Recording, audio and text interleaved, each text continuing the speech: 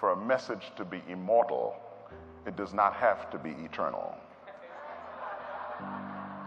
And so for the next few moments, I'll just share as I am led.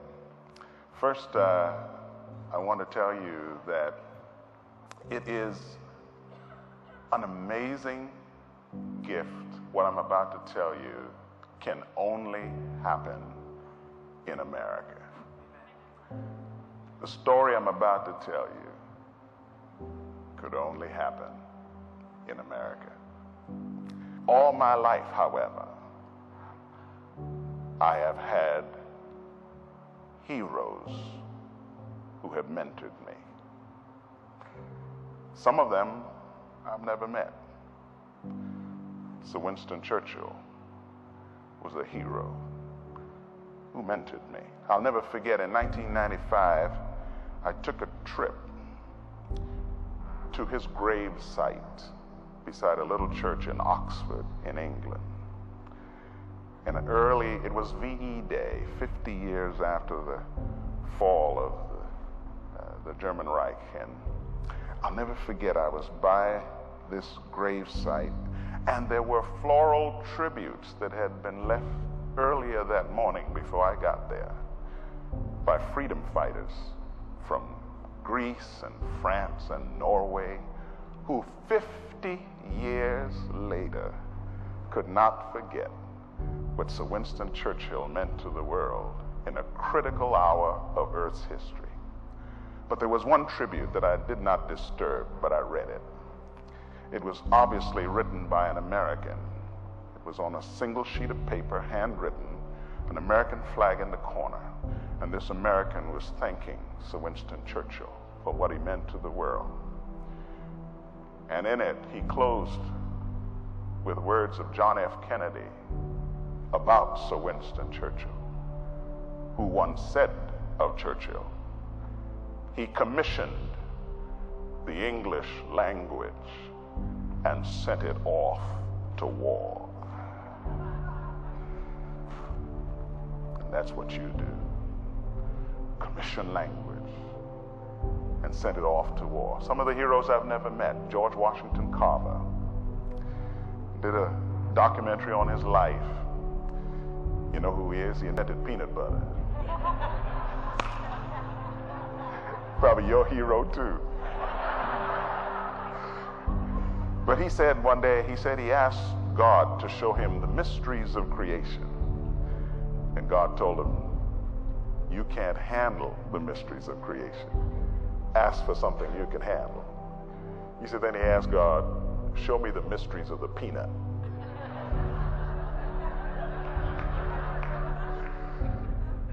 Another one of my heroes was Dr. Martin Luther King Jr. I remember sitting watching a film, Montgomery to Memphis, black and white, and hear this speech, I Have a Dream, and heard pathos like I'd never heard it before. And I resolved in my heart, I wanted to be like that kind of man who was willing to even die for what he believed. I've had heroes that I've never met. Hey, I never met him, but Luther Vandross was one of my heroes. Oh my goodness. That man could paint 1,000 colors in one song. Can I tell you something about singers that you may never know? Every singer in every song makes mistakes. But the great ones know how to make a stumble look like a pirouette. The great ones dazzle you with their recovery. And then I've had heroes that I've met and I've worked with. It's been my joy to know. I was the last one to sing Amazing Grace for Mother Teresa before she died. I was in the crowd that welcomed Nelson Mandela when he came out of prison. I was on an Eastern Airlines flight you remember them, years ago, Los Angeles to Atlanta, big L-1011. Always used to fly like that, you know. And I saw this lady and flight attendant. She looked a little discouraged. So I went back to my seat and I got a cassette of my first album. You remember cassettes? And I said to her, you know, I just feel impressed to give this to you. The kind of music I sing is inspirational music. She said, thank you so much. She said, I travel with a cassette player. And she said, thank you. I've been having a rough time and this will be really a blessing. 3 days later, she's working another flight and runs into a man who's on the flight by the name of Cliff Barrows, who directed all the choirs and the music for the Billy Graham Crusades for about 50 years. She says, Mr. Barrows, it's such an honor to have you on my flight. She said, but can I ask you something? Have you ever heard of a young man by the name of Wintley Phipps? He said, no, I've never heard of him. She says, hold on a minute. She went to her purse and got that cassette and handed it to him, saying, this has been a blessing to me, but I want you to have it. 3 weeks later, I got a call from Cliff Barrows saying, we want you to become one of the soloists with the Billy Graham Crusades. And for 25 years, it has been my honor to travel all over this country and some other parts of the world with a great hero of mine. And so some of the heroes I've met, and some I haven't.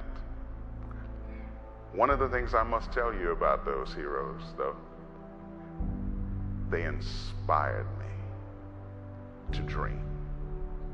They inspired me to dream. But my greatest heroes are names you may never know. Elaine, that was my mother's name. When she saw that I had this gift and drive, she wanted to channel it right. So she bought me some Temptations cassettes.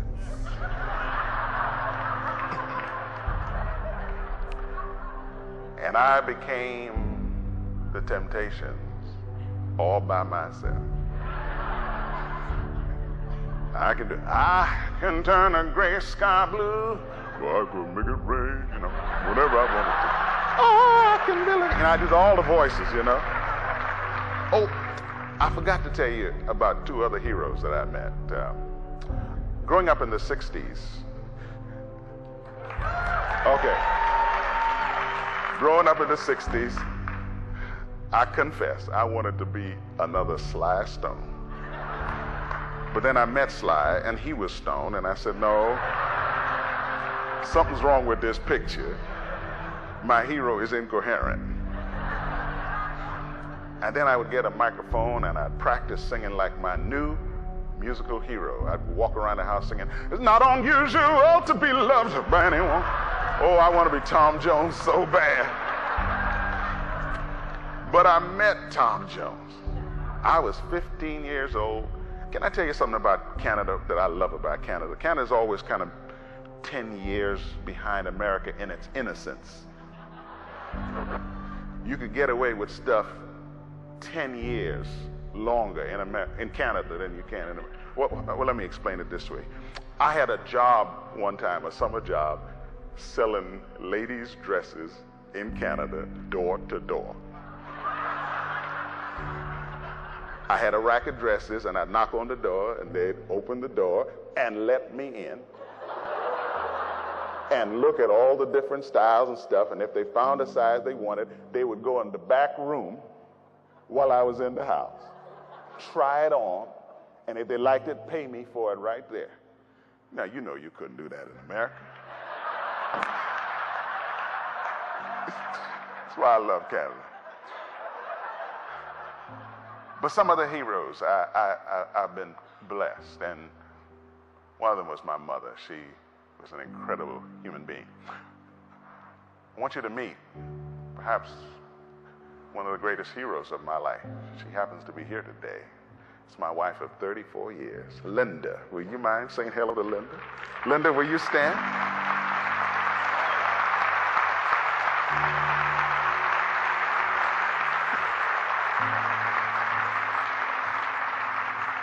I chased her till she caught me. And I told her if she ever leaves me, I'm going with her. But my wife is an incredible human being. I'll tell you a little bit about her later. But she is, you know, it's nice to be married for 34 years and look 34. And she's the only woman I know that has been kissed by the man who loves her on every continent of the world, except Antarctica. She's been kissed in China, in Australia, in Africa, in South America, in Europe. Hey, isn't that great? That's my wife.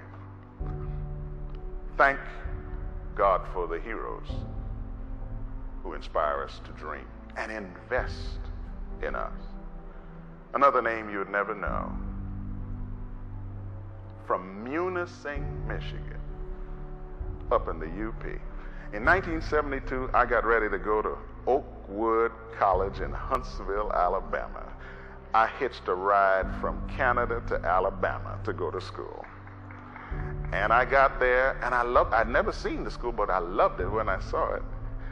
And I went to the counter and I said, I didn't apply, but I want to register.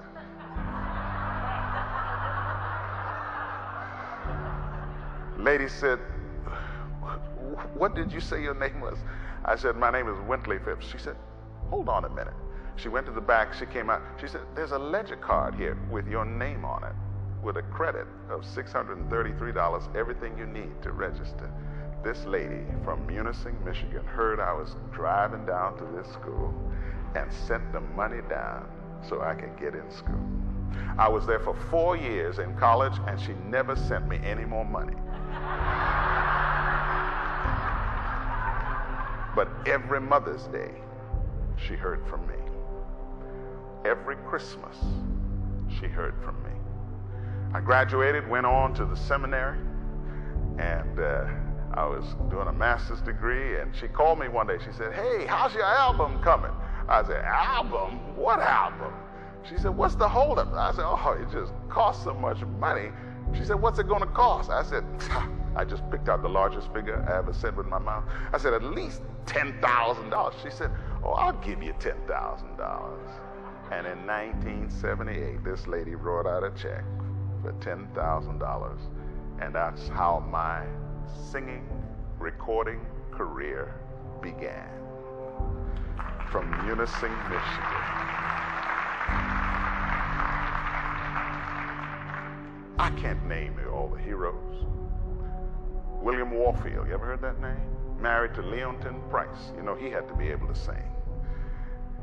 William Warfield, I remember going to visit him. He was a teacher in Champaign-Urbana. And there, he said, I said to him, I don't know what I'm doing, I'm just singing. He said, I don't know how you're doing it, but you're doing a lot of things right.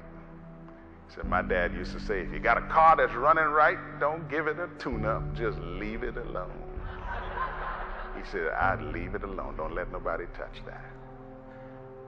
Another one of my heroes that is invested into my life was a man by the name of Alex Haley, who wrote the book Roots. I'll never forget, before he died, he used to keep in his office a picture of a turtle sitting on a fence.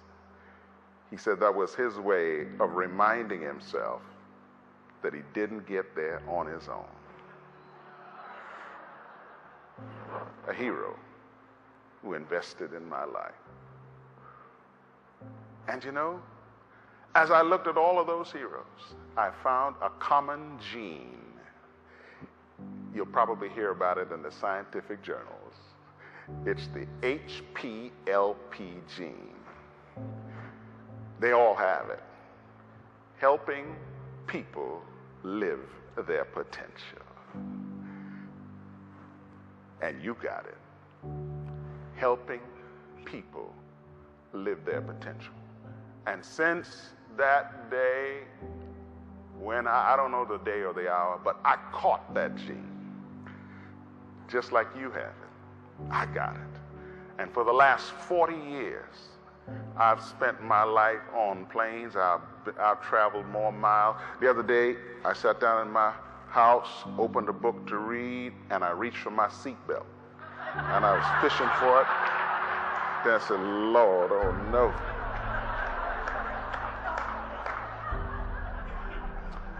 I've been in a plane crash, Spokane, Washington. Private plane, came over the Cascade Mountains. It was dark and raining. We crashed on the tarmac. The pilot had forgotten to put the wheels down. The other day I was flying from here, Orlando to Cleveland. In the middle of the flight, I felt the plane shake like I'd never felt a plane shake before. And I heard a sound that I had. You know how when you fly a lot, you listen? Come on now, you listen for everything, because, you know. And I heard a sound I'd never heard before. It went something like this. And the flight attendant was pushing the cart beside me, and she stopped. And I heard her say, oh no. This does not sound good. She started backing up. She stowed it away. And after she stowed it away, the pilot came on and said, ladies and gentlemen, we have an emergency. We've lost our number one engine. Now you got to know, we're reasonable people, so I'm calculating we only had two. Were they serviced together? You know, I'm asking pertinent questions. And the plane got deathly quiet. After a while, the flight attendant told the pilot that we were really scared. So he got back on to comfort us. He said, ladies and gentlemen, I understand that you're really concerned, but we've radioed ahead to Atlanta. They've cleared the airspace. We're going to go in. He said, and I don't want you to worry. He said, I've done this many times before.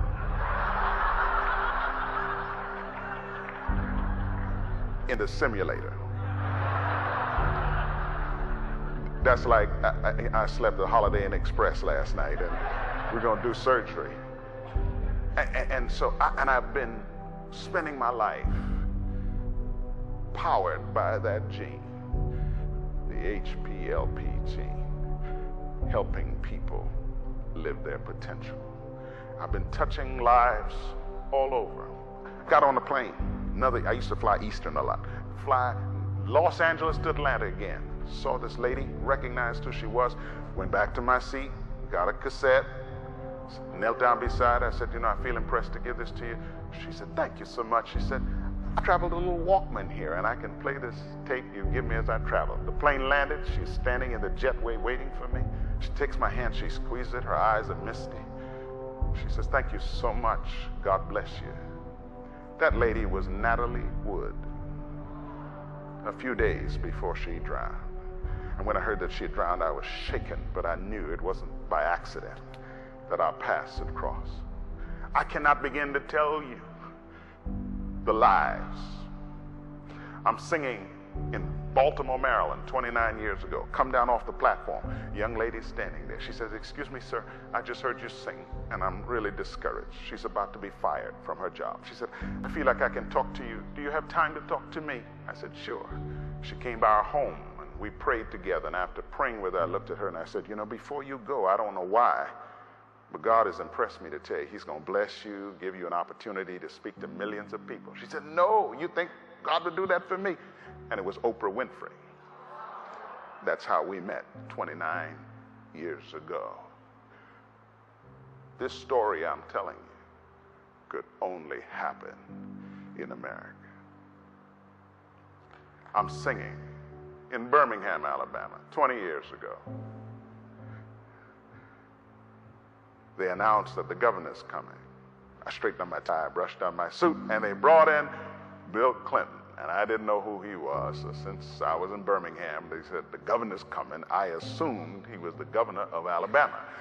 So when they put him beside me, I went into this long story with him of how much I love Alabama and what a great state Alabama is. And I noticed he's puzzled, you know, why am I extolling the virtues of Alabama? And when the evening wore on, they made the introductions. That's when it dawned on me, oh no, there's the governor of Arkansas.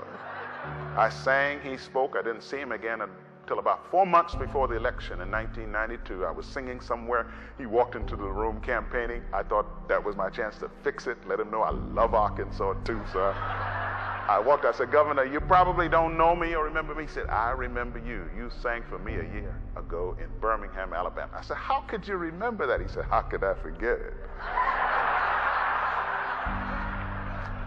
And after I sang, I've been blessed to sing for every president since Ronald Reagan. Sat at the breakfast table with every president of the United States since Ronald Reagan.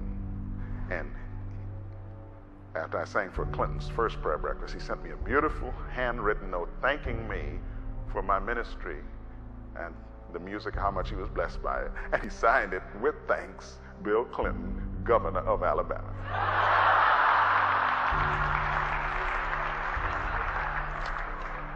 Only in America.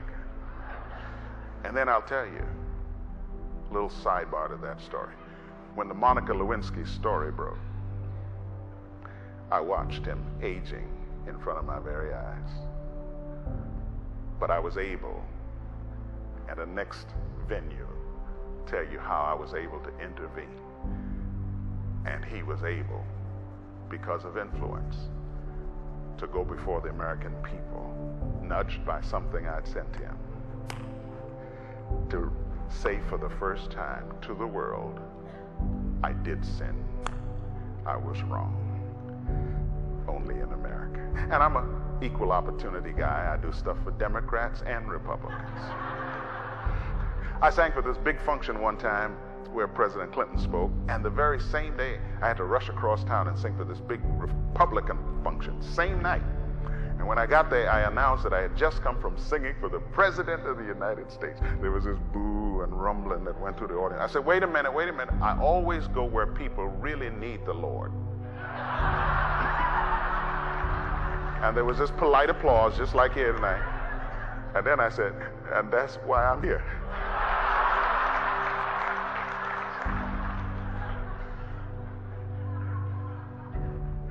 I got that gene.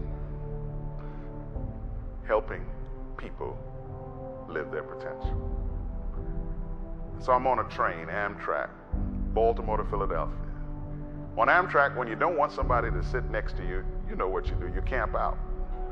You put your briefcase in front of you, your papers all around you, send a message, find someplace else to sit. Well, this man had camped out, but he looked really discouraged to me. So I walked up to him, I said, is anybody sitting next to you? He smiled, no. And he pulled up his papers, and it was Chuck Colson of Watergate fame, who went to prison for the Watergate scandal and came out and started this incredible organization ministering to people in prison. He began to take me into the prisons with him to sing. And I was shaken by what I saw. I did not know that one of every 3 young men in America between the ages of 18 and 30 who look like my sons are now in prison in America. One of every 3. I went to one prison in Ridgeland, South Carolina,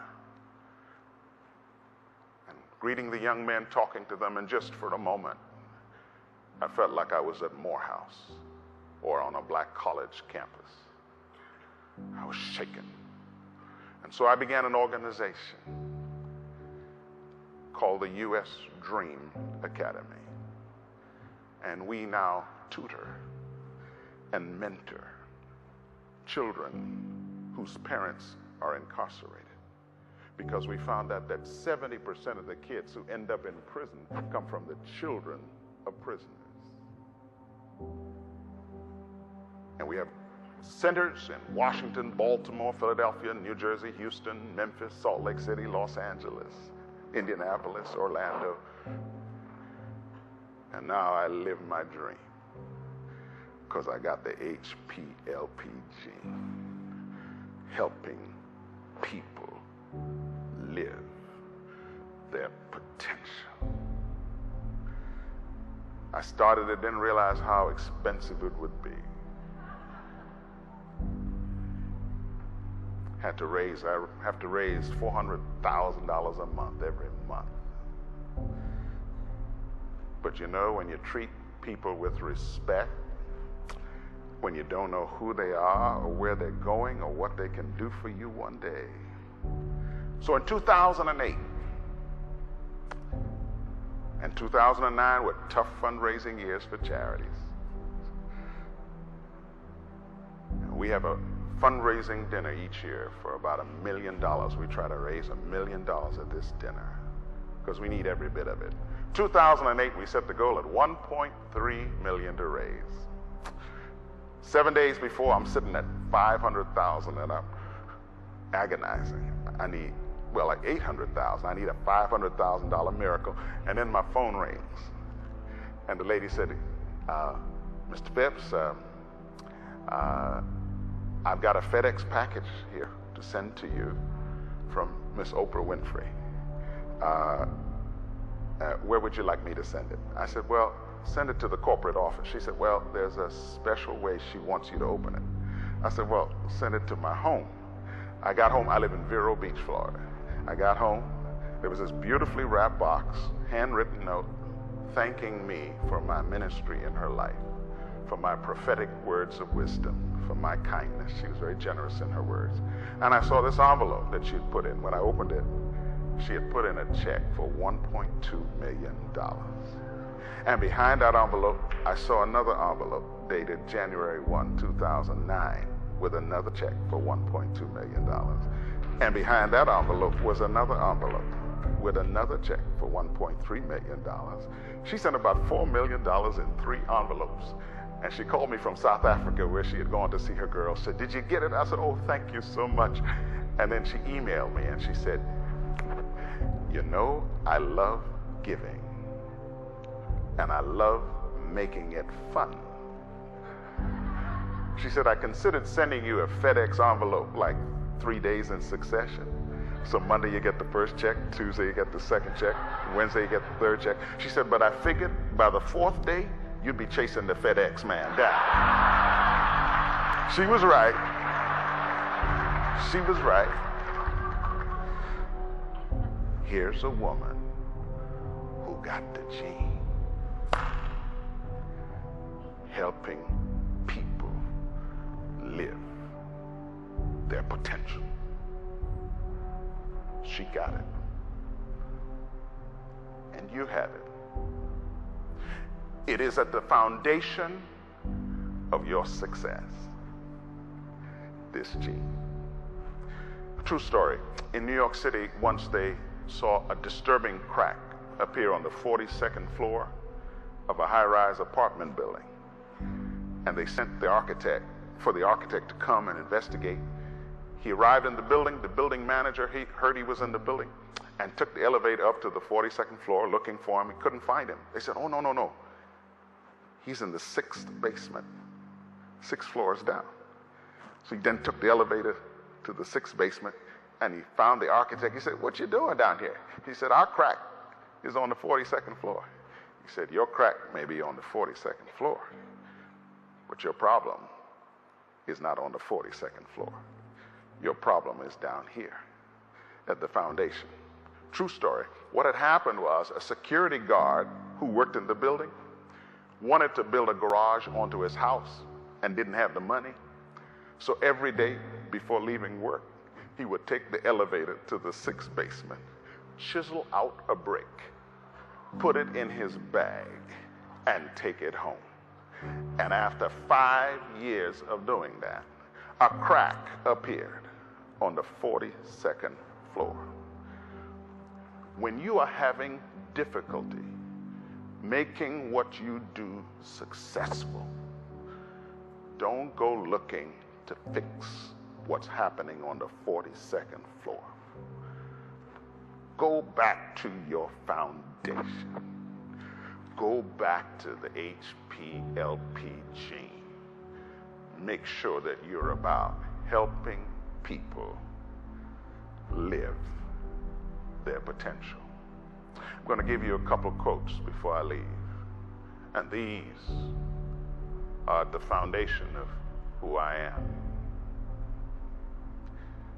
It is in the quiet crucible of our personal, private sufferings that our noblest dreams are born and our greatest gifts are given, and often given in compensation for what we've been through. It is in the quiet crucible of our personal, private sufferings that our noblest dreams are born and our greatest gifts are given, and often given in compensation for what we have been through. Make sure that you never lose the power of this gene, helping people live their potential.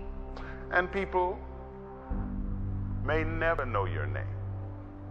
They may not. But history will record. History will record that there lived a man, there lived a woman who helped people live their potential.